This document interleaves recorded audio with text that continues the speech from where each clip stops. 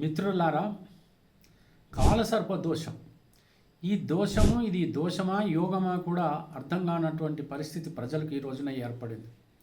ముఖ్యంగా నేను చెప్పేది ఏంటంటే 140 కోట్ల మంది మన భారతదేశంలో ఉన్నారు. ఇన్ని కోట్ల మందిలో కనీసం 50% అన్న కాలసర్ప దోషం ఈ రోజున కలిగి ఉన్నారు. అసలు కలియుగాన్ని పరిపాలిస్తున్నదే రాహుకేతువులు. ఈ పరిపాలనలో ప్రజలందరూ కూడా ఎంత అస్తవ్యస్తంగా బ్రతుకుతున్నారో, ఎన్ని కష్టాలు పడుతున్నారో మీకు అందరికీ తెలుసు.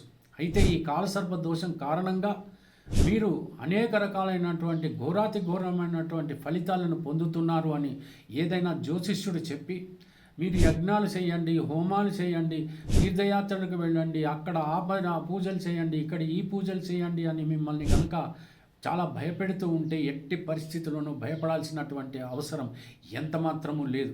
మీరు దయచేసి కాన్ఫిడెంట్గా ఉండండి. మీ కార్యక్రమాలు నిర్విఘ్నంగా కొనసాగించండి.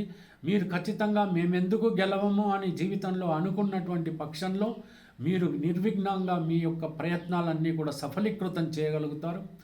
ఏమైనా మీకు ఇంకా సందేహాలు ఉన్నటువంటి పక్షంలో కేవలం హనుమాన్ చాలీసా మాత్రం చదవండి, సరిపోతుంది.